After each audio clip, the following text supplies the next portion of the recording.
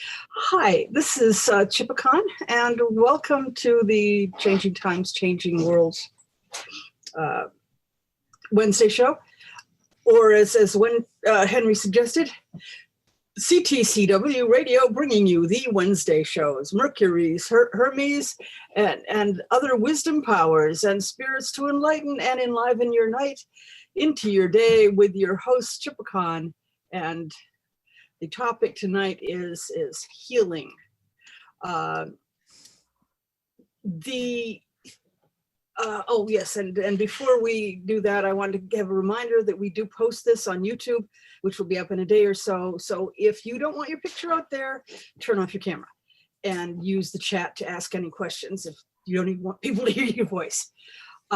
Also, please remember to mute your mics when you aren't speaking so we don't hear your dogs and children or roommates running around and doing interesting things and laughing at us.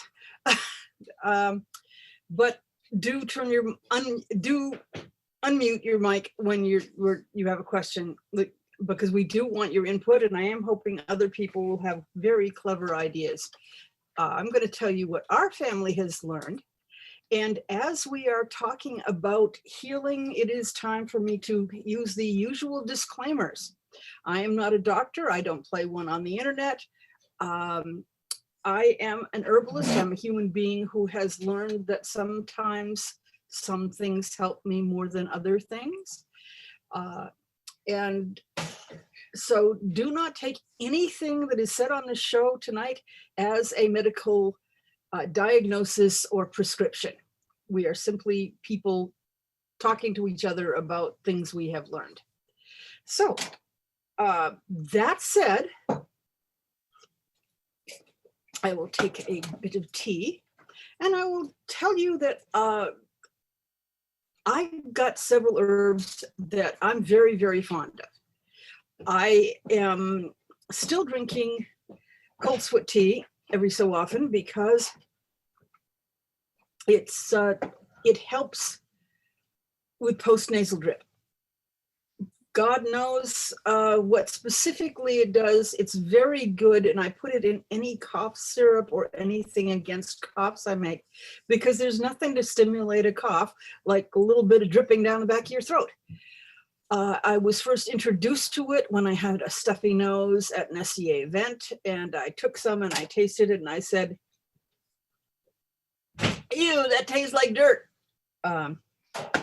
Now it doesn't taste like dirt to me. Now it tastes like the honey that I put into it, and B, like you're about to get better. And so it's kind of got a,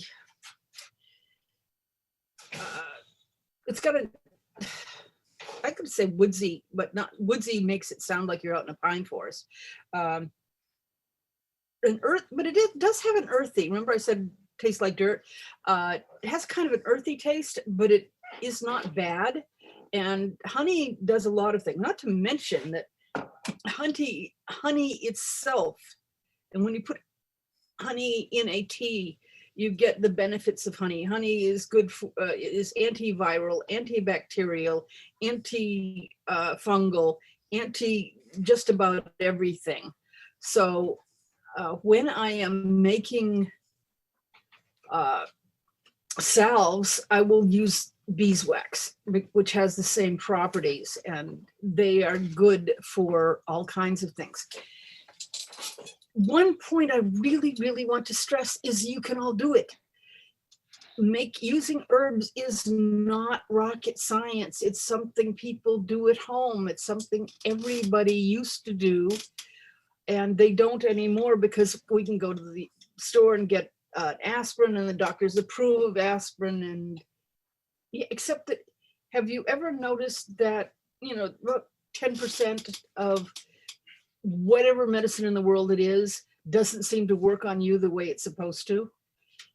There is always variety in how anything works. You have to be aware that you'll have a unique relationship with any drug, any medication. Doctors, if they give you a prescription, they call you back in the month and say, well, have you had any other symptoms?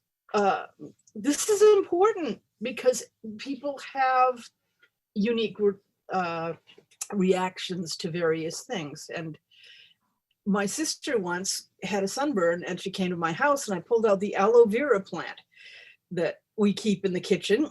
And you slit it open and put the gel on any burn, and it makes the burn heal faster. Except she came back and said, is it supposed to feel like it's burning worse? And her face had gotten bright red. And I said, no, go wash it off. If you're having a bad reaction, stop using it, take it off, get rid of it. You don't want to have bad reactions to things, and you can tell if it hurts, it's not good. Or as my husband used to say, pain is your friend. It tells you when you've done something stupid. And so, yeah, if you have atypical reactions, no skin off your nose. My sister just recently returned some of this to me last week. This is called Bach's Rescue Remedy, only comes in pearls. Usually it comes in little drops. You take a few drops in a glass of water. Rescue Remedy is 4 different things in one. Bach, it's a homeopathic remedy, B-A-C-H. Bach came up with a theory that different plants will help you. And the Bach's remedies do I'm sorry. amazing things. I keep the rescue remedy around. I don't leave home without it. There's always a bottle. One of them is out of stock until April 1st, so I'm going to email him back then. If I can. There.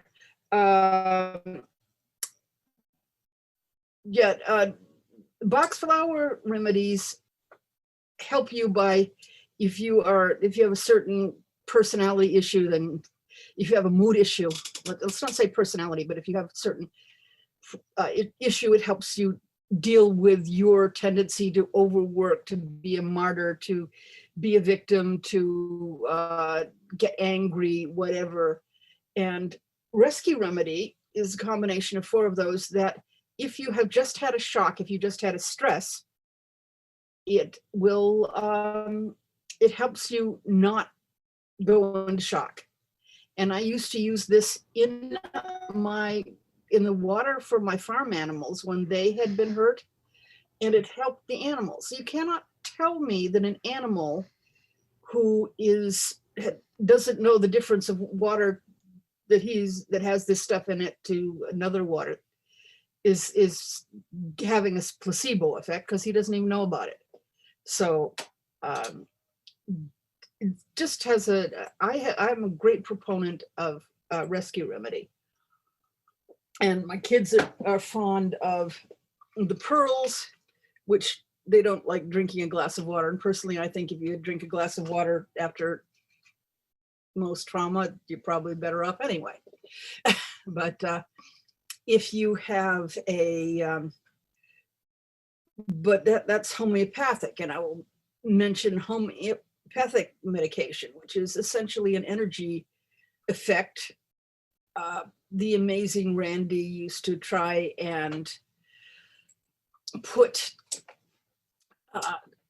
homeopathy down by downing an entire bottle of homeopathic pills and saying, see, that should have poisoned me if I had taken this many pills. And it's like, yeah, if it was a standard medication that this amount of this ingredient did something to you. But sorry about that. I just got to keep track of our visual. And but homeopathy doesn't work that way. Homeopathy works by the energetic signature of whatever it is. And if it and when you take it, it has been diluted. You take a bit of it, and you can make your own flower essences this way. This is done in many allergies. Okay, I may have just blipped out for a bit. I see got a flash that said my internet connection's unstable.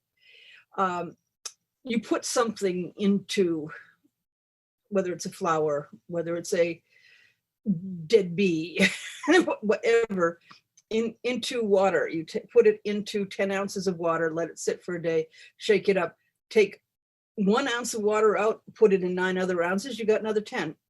So it is now 1 in 100.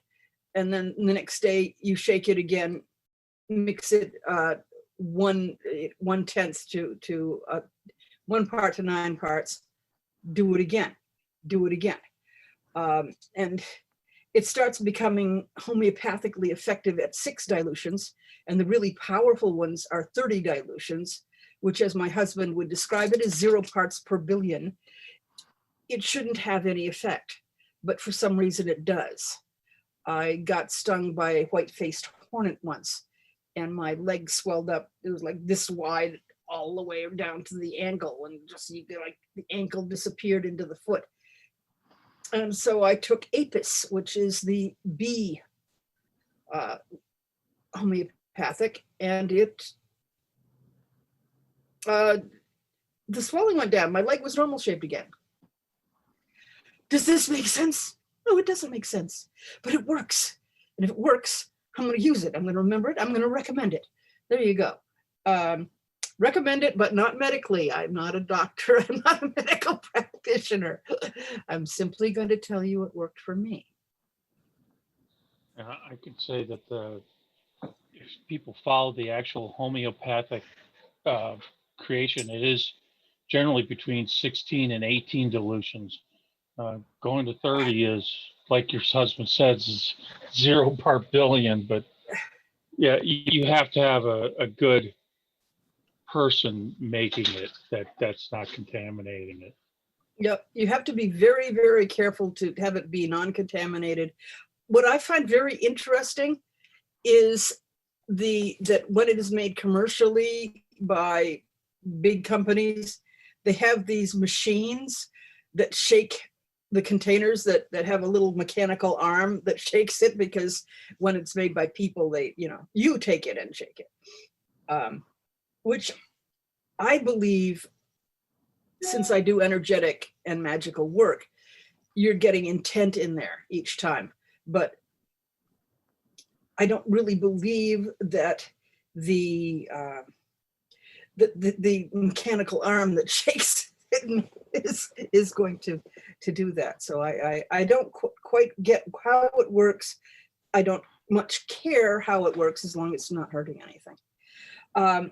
But going back to bee stings and herbs, one of the things that I recommend, the first thing I teach children, is plantain. And you will find plantain, not now when you've got ice all over your driveway and lawn, snow on your lawn, but when spring finally comes and mud season passes, you will find plantain.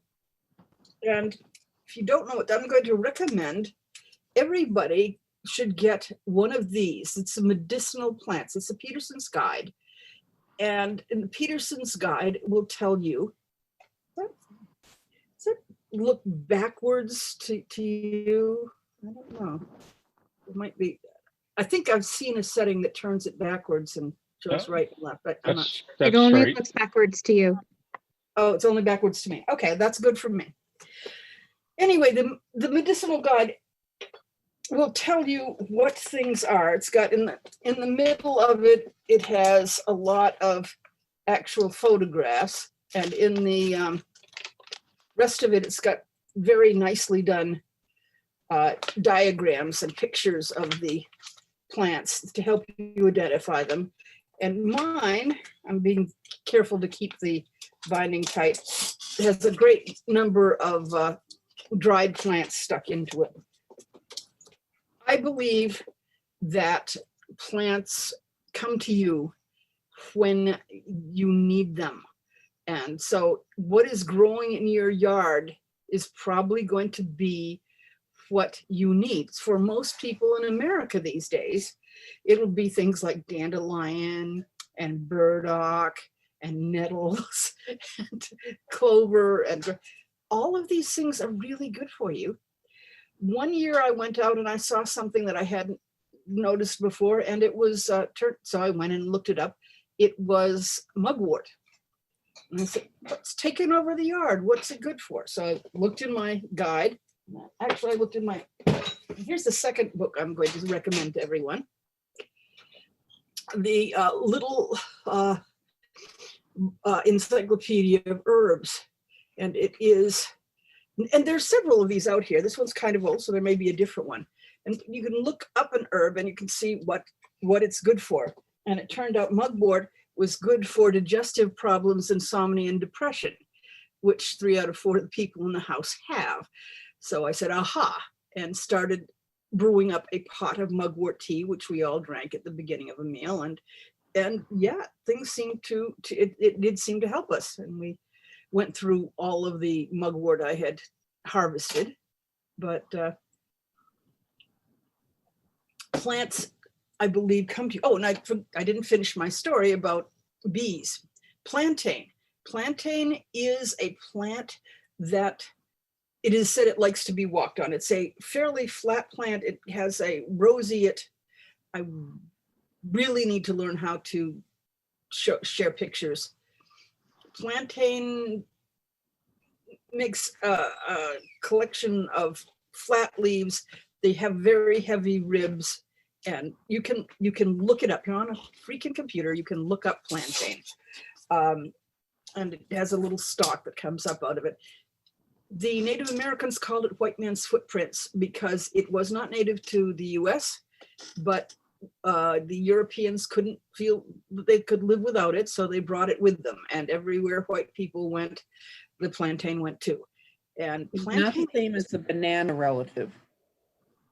Not plantain, the banana relatives. Yes, Plantain, plantain, the herb. Yeah. They are completely different. They may have the same name, but they are not the same thing. The leaf is usually about this big, unless you get a little one, because of course they always start small and get bigger. And if you take this, as I say, it's the first thing I teach kids, because if you get a bug bite or a bee sting and you take the leaf and you crush it and you rub it on the sting or the bite, it stops itching or stops stinging. This is a great joy to parents of small children who go outside. Plantain, ribbed, heals the weeper's wound. And I'm going to mention another one that is good for wounds, but let me finish up with the plantain. Plantain is what I refer to as nature's Band-Aid. It speeds up wound healing. We put it in so many things.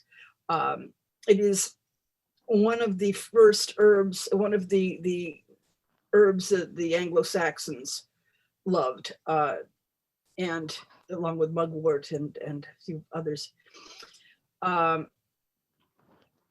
But teach it to kids, because then they never have to come and ask for a Band-Aid again.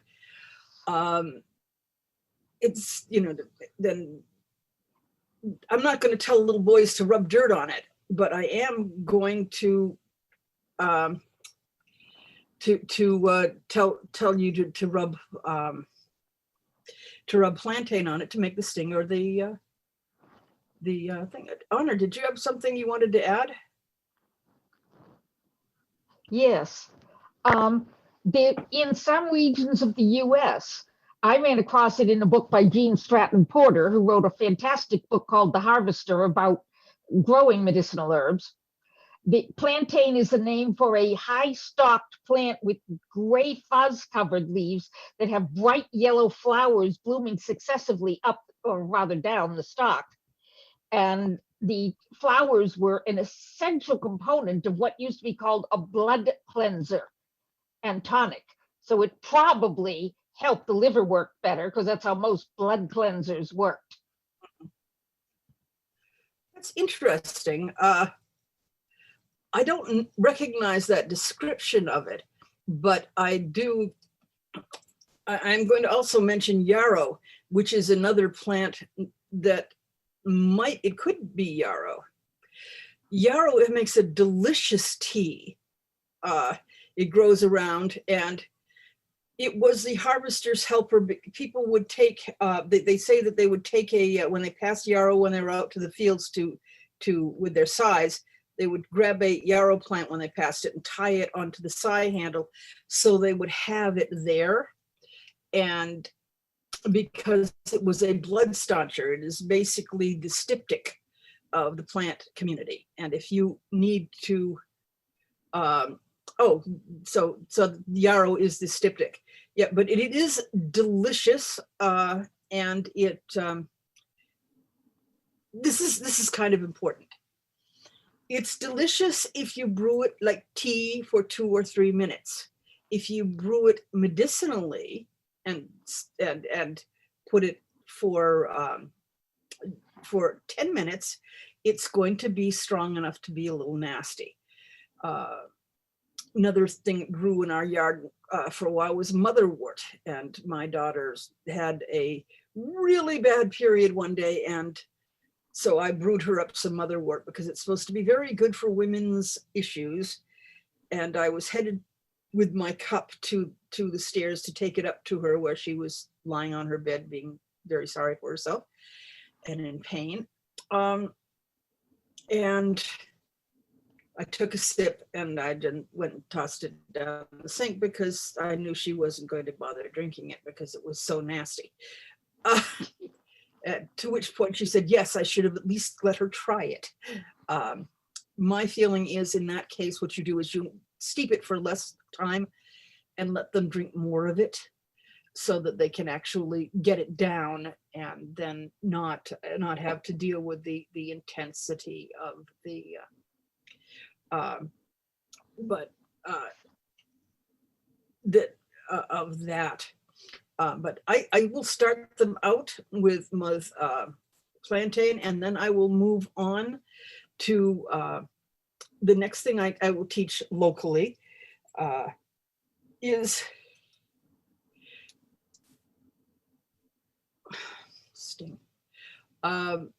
jewelweed, which is also called touch-me-not.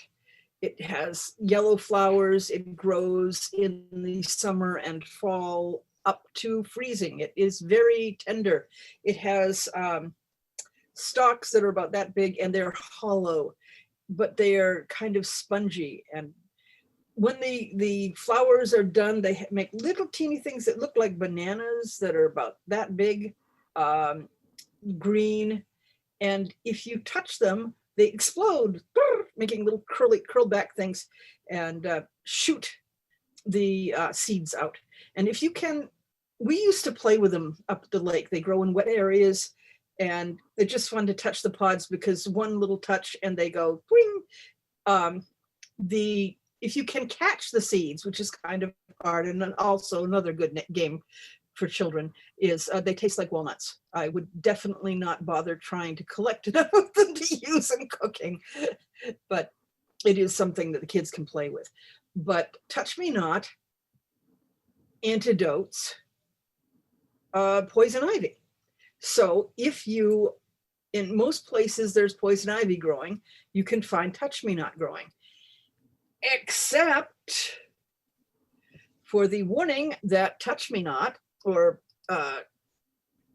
jewelweed is very frost tender. You won't see it until after Memorial Day in New England. You will not see it after first frost. And good old poison ivy, which I have not yet figured out what it's good for. It must be good for something. And I know they make a not a Bach remedy, a homeopathic out of it. But you don't want poison ivy. And poison ivy you can get from touching the ivy, the vines. You can get it from touching the leaves. You can get it from touching the root. God forbid you should burn it. If you burn it, the oil from the poison ivy will be in the smoke, and if it gets into your lungs, you will get the same pustules that you get on your skin if you touch it inside your lungs. People have died of it. Never try to burn away poison ivy. But if you are going to deal with poison ivy, if you're going to rip it up and then let it compost somewhere, which you can do safely, if you rub jewelweed on your hands first, you won't get it. This stuff doesn't care at what stage it is. It does to a certain extent, because poison ivy will go systemic if you don't neutralize the oil. The thing is, this is not an anti-itch remedy. This is it neutralizes the oil remedy. And if you want to, so before you go into the woods where there's going to be poison ivy, before you start ripping your poison ivy up, before you deal with the poison ivy, rub the whole plant on you. Well, what do you do if it's before the first frost or after the last frost? That's where you come to salves. Take a jar, depending on how much you're going to need, and stuff the whole plant, knock off any dirt on the roots, into the jar. I make it in half-gallon jars. Other people make it in pint jars. If you're only making it for yourself, a pint's going to be fine. Cover it with olive oil. Let it sit in the sun for 2 or 3 weeks, and then shake it and make sure that all of the plant material stays under the oil. Remember, I told you the stalks are hollow. That means that as it begins to crush, and it will release air that had been inside the stalks, and then you get a little head of air up at the top. And where the plants are outside the oil, they will begin to rot. Yuck! You don't want to deal with that. Disgusting. No. So check it every few days and keep adding a little bit more olive oil so that the plant material stays under it. And after a few weeks, take this sodden, disgusting mess and squeeze out as much of the oil as you can into a colander or something and strain it. You now have jewelweed oil, which you could use as anti-poison ivy. I know some people will just take some jewelweed plants and spin it up with water in their blender and put it in ice cube trays and keep those, and you can rub that on and it'll work because it's jewelweed juice and it'll neutralize the poison ivy. But if you have the oil will last for a year or so. And if you melt a little beeswax into it, you then can make it into a salve, which you can put in a jar. And we get the little flat jars that, like, I keep thinking a snuff tin, with chewing tobacco. They're about this big, and then they're about that tall. And you can put them in your pants. And we used to sell that to the local chainsaw place, because people who go into the woods love the idea of not getting poison ivy. I had a friend who was a forester who, one of his friend's daughters had gotten a car accident, and the EMTs, we used to give the jars of this to the cans of this to the EMTs, because they're always pulling people out of the accidents on the side of the road where there's lots of bramble bushes and poison ivy. And so this poor girl, had scratches and cuts all over her, and the only thing the hospital had to give her was calamine lotion, something to soothe the itch. So he drove an hour to me, got a jar of this, drove it back, and they put it on, and it neutralized the poison ivy, so she did not get the pustules all over her body. And I'll give you a warning. It seems to be some level of allergic reaction. If you know someone who says, no, I don't get poison ivy, it doesn't get me. I have collected so many stories of people who have bragged that it doesn't bother them. The worst is one of my mother's friends, when she was a kid, said, no, it doesn't bother me, and rubbed it on her head and got all of the itchy, rashy in her hair the week before the prom. And but I've seen people say, no, it doesn't bother me, and rub it on them, and then they get it, because basically, if you aren't reacting yet, wait until the dosage is big enough. And perhaps the plants just get mad at you for defying them. I don't know. But the poison ivy being neutralized is a good thing, and you can put it on before you go out into the woods, and it doesn't hurt you. Oh, another horrible story. A friend of mine who was a forester took his grandchild with him to the into the woods, and he said, we've been in poison ivy, so the first thing you want to do is take a shower and wash all those clothes. So she put the clothes down on a chair in the laundry room and went to shower first, as her grandfather had told her to. Unfortunately, her sister came in and sat down on a chair that only looked like it had, some jeans and a shirt on it. And she was wearing a bathing suit. So she got poison ivy all up and down the back of her thighs and butt, and, where in between the legs, because poison ivy spreads. Because when you go like this, oil spreads. Like when you're washing your hands, the soap spreads. And that's why they say wash your hands with a strong soap after poison ivy, because soap cuts through oil and it gets it off your skin. Well, anyway, so jewelweed will neutralize that. So that's the second thing I teach children, because poison ivy is not a thing that you want. Yarrow is another thing that you can just rub on you. You use the leaves and you just rub them on and it stops bleeding, which is really good if you cut yourself on something very sharp like a side.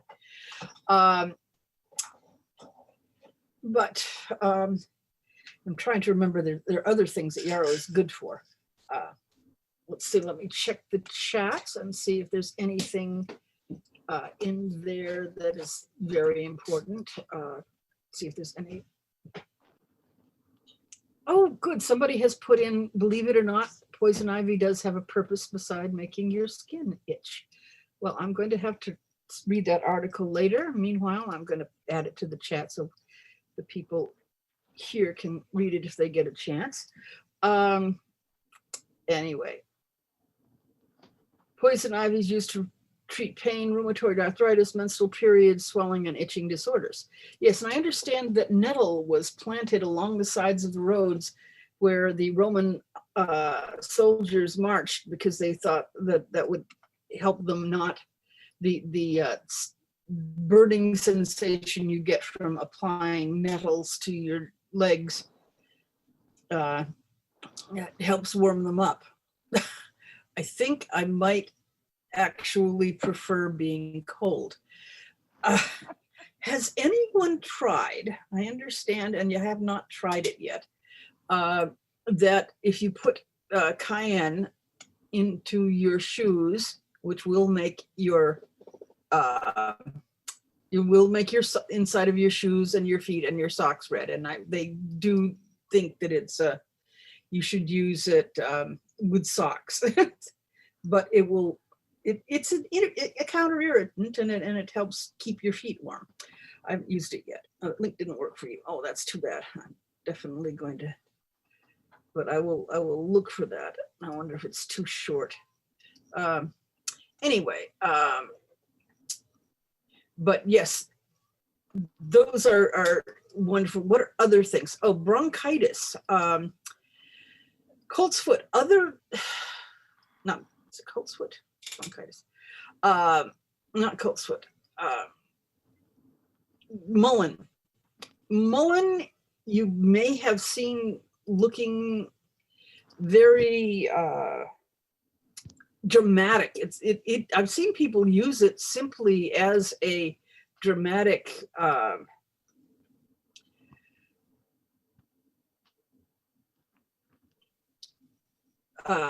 what's it called? Planting. it's got great big leaves that are about this big and velvety. The Anglo-Saxons called it feltwort because of the fuzzy leaves there. That I've put the full link. Apparently that was only the partial link that showed until I went to the site.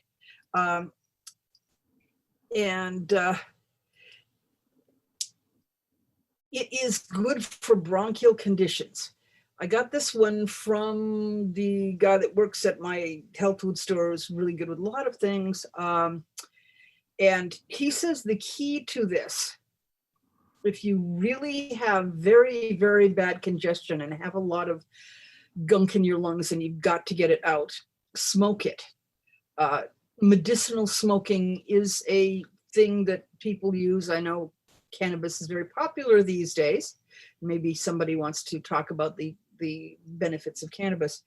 But if you smoke the dried mullein leaf in a pipe, or if you have cigarette papers and make it into papers, you had better either do it on the back porch, or if you're really sick, because this is for people with bronchitis and pneumonia and such, because it will make you cough up. It is an expectorant par excellence. It is, mega expectorant, and you will empty your lungs, all this horrible goopy stuff that, take a hit of, and then you cough and cough and cough your lungs out, and then you take another one and it empties your lungs, which sounds pretty unpleasant, but it's better than not being able to breathe, which is what happens with a bad case of bronchitis or pneumonia.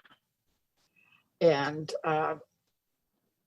but conversely, if you take the little yellow flowers off of the spike, which is kind of a pain, you have to have a lot of mullein growing around to collect them, and you make an oil with those, which is basically the same way. Most oils, you just simply put it into a jar and pour olive oil over it. You can use almond oil, but with the number of people that have allergies to nuts, I prefer to stick with the olive oil. And then when you take it out, take the plant material out later, it can, you have this infused oil, which has the properties of the herb that you're using. And that's good for ear infections. And so showing, I mentioned that because it shows that the different parts of the plant have different uses. So there's just, you don't assume that it's the same. Sometimes the different parts of the plant have similar uses. If you have diarrhea, you can take you can take the modern pills for it, but you could, and I will say one thing for pills: they are wonderfully portable. It's very hard to keep a bunch of plants in your pocket and carry them with you. But but if you make a tea out of blackberry leaves, if you have a baby with diarrhea, little blackberry leaf, you can safely feed that to the baby. If you make a tea out of the stems and the berries, that will be stronger, and you can use that for just about anybody. If you make it with the roots, especially collect the roots in the fall when they're strongest, that is a really, really good anti-diarrheal.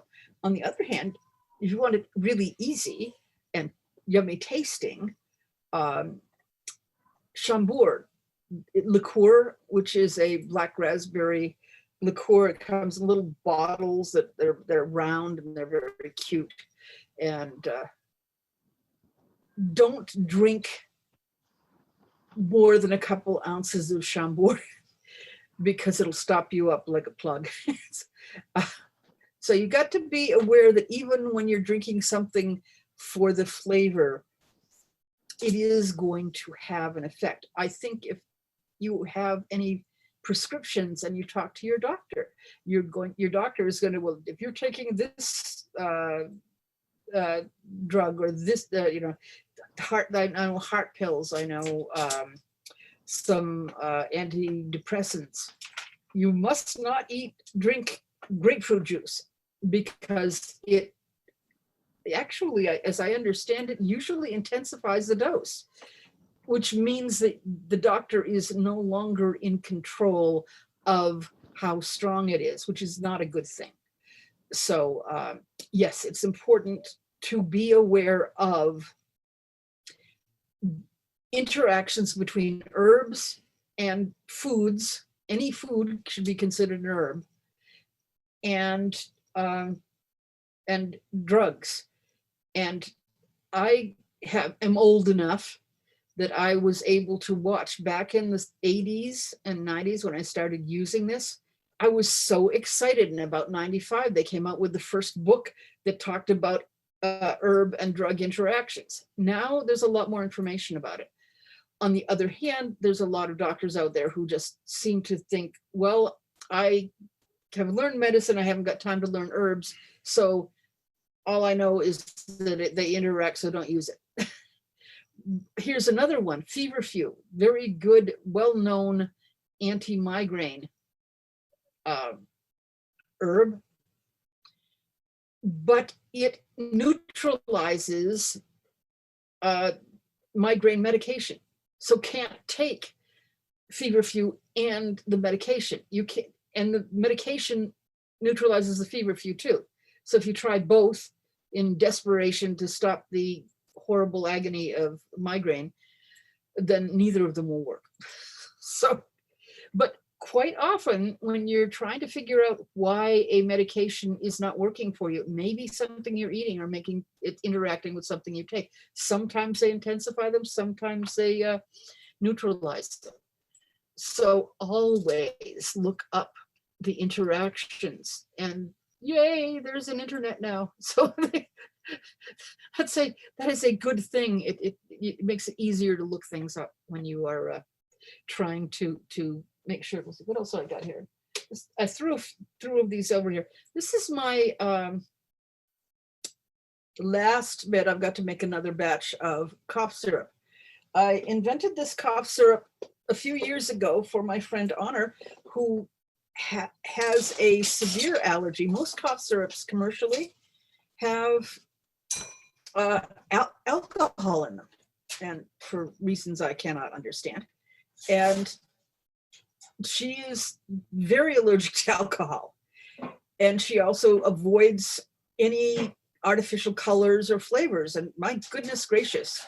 And she also would prefer to have, say, honey rather than sugar. So I made a bunch of herbs that were good for against coughs and threw in some cold sweat for that post-nasal drip and made it into a tea.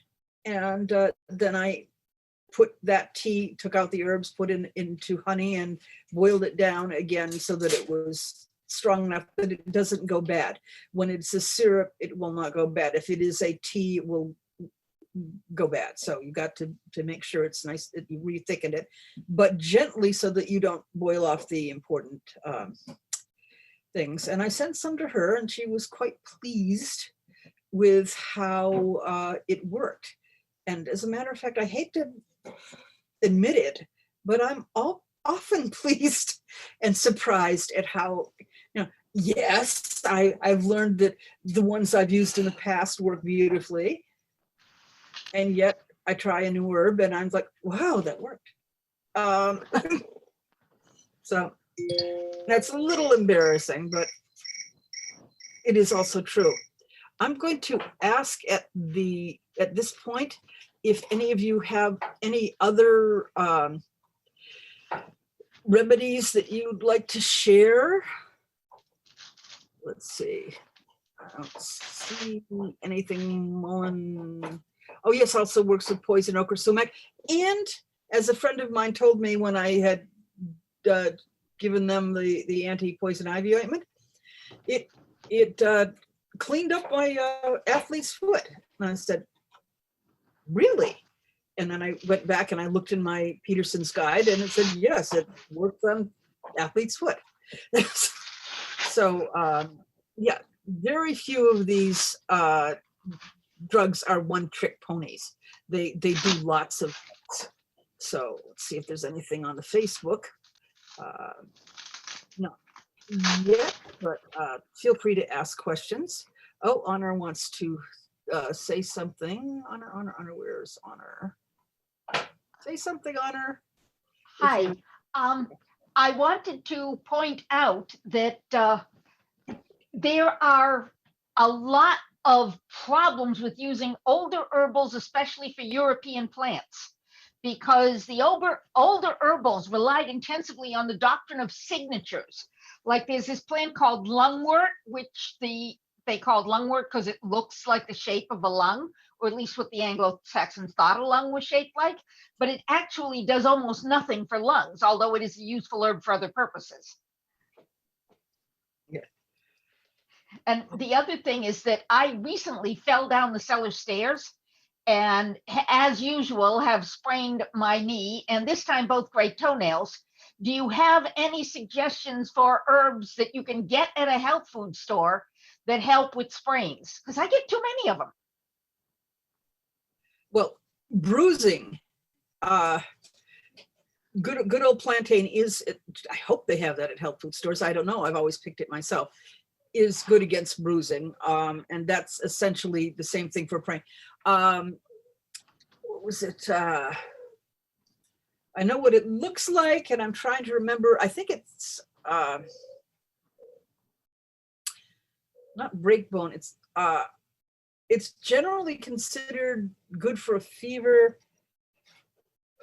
I think it's breakbone fever or something. What is the plant's name? See, I want to keep the things in my head that I use a lot. But most things that are good for bruises will help a sprain heal faster. Comfrey, I bet comfrey would work, and I bet you they have comfrey. Comfrey is an amazing thing. They warn midwives to be very careful when using comfrey because it will make ripped tissue heal so well that it might heal two bits together that shouldn't actually be together. Because a lot of times, if a birth is very fast, the tissue in the vaginal canal will rip, and you don't want to get that stuck together and healed up. The reason doctors like to do episiotomies is because they would rather sew together a clean cut rather than a rip, because that's hard. Arnica for bruises. I would go for the great homeopathic arnica. Arnica is another one I keep in my purse, because if I walk past the back of the car, if I'm loading the back of the car and wham my shin on the tow bar, then I'll take arnica. If I trip over something or fall down, I will take arnica immediately. The sooner you take it, the better. And I would definitely be, if you're sprained and bruised, arnica is good. Comfrey should be very careful, and I am told that it can be a toxin for the liver. You have to be careful of that. If you're going to be using it, then maybe you should try a liver cleaner afterwards. And there's several. The common weeds in our garden, the burdock, the nettle, the dandelion, tend to cleanse the blood, cleanse the liver, and get toxins out of your system. We may be so sick, and I think everyone here knows the huge percentage of people in America today that have fibromyalgia, chronic fatigue syndrome, myalgic encephalitis, just what they call invisible illnesses, because nobody can tell by looking at you that you're sick, but you can't freaking get out of bed in the morning because you hurt too much or you haven't got the energy. And so many of us have those diseases. And I think it may be because we just are hit by so many toxins from 52 different directions, and cumulatively they have all built up, and they have made us sick in a way that we can't seem to heal from. But I'm going to send you back to the Peterson's Guide. If you haven't got a Peterson's Guide, even if you live in the city, and I'm saying if you live in the suburbs, or if you live in the city, you may not want to do wild harvesting, because you should probably avoid anything that was within, I'm gonna say 50 feet, 30 to 50 feet of a road, depending on how well traveled the road is, because you don't want the fumes from gas exhaust, etc., on the herbs that you're then going to ingest. You don't want to eat that. This is not good for you. But you can wildcraft a lot of things, and dandelions, so, if it's in your lawn, fine, but don't put poisons on your lawn, because then you can't eat them. Dandelions is another wonderful thing that's good for cleansing the toxins out of your system. It also is really good for cleaning up and bringing nutrients from the deep in the soil up to the top. So taking the dandelions out of your lawn is a silly thing to do. My father used to send us out to pick a nest of greens every time he looked out and saw all the bright yellow flowers.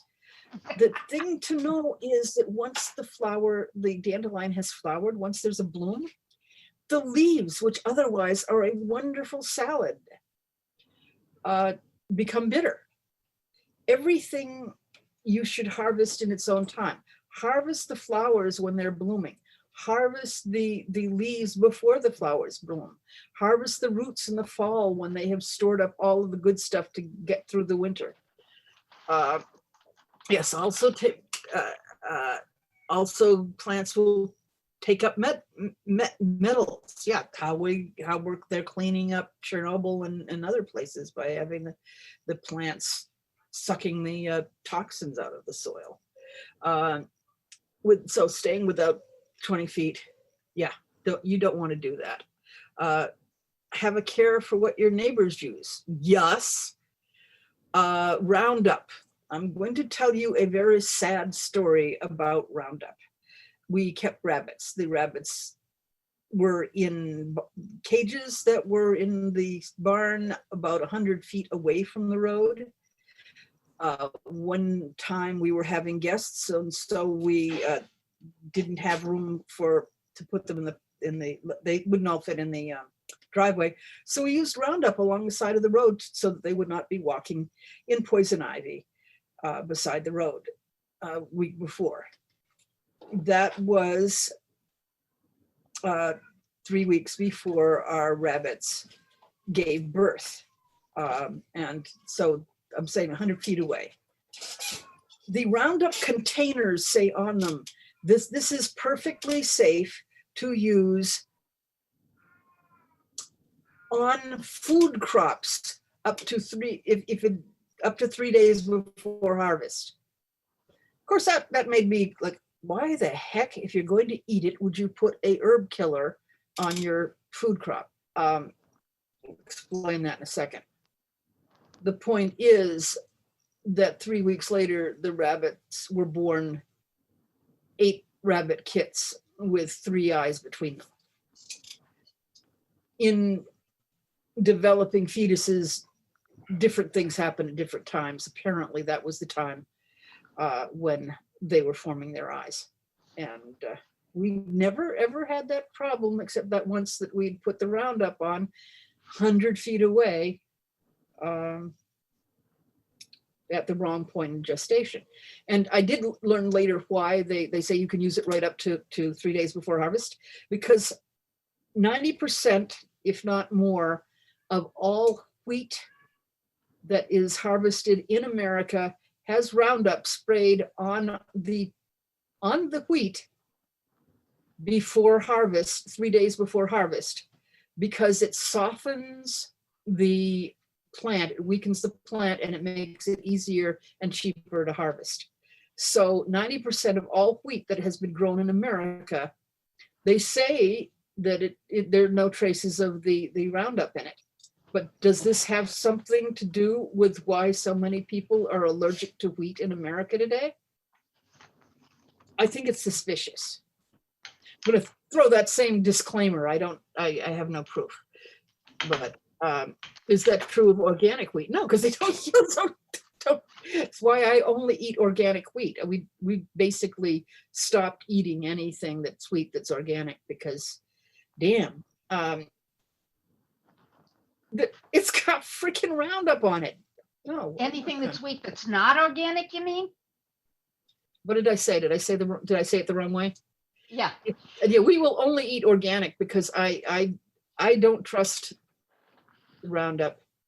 And constantly, as friends of ours who have to be organic because of their health, and also will sell their produce as organic, have discovered the rules for organic. You have to have not used anything on your land. Nothing is used on your land for at least 5 years, and preferably 10. But they keep changing the rules. The people who are making the rules want to know everybody wants organic, so they're changing the labels so that you can call it. It's very sad. I have absolutely no. Now that I've been reminded, there's always a possibility that they change the rules so that it doesn't count. Doesn't count anyway. What are other wonderful things? Chamomile is very good for stomach problems. Peppermint is good for stomach problems and for calming you down.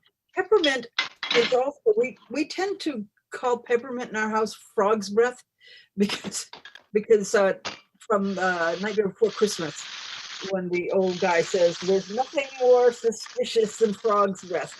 You put peppermint is so universally good for you. You can put peppermint in almost anything and it makes it better, but it covers up a lot of flavors. It will not cover up valerian.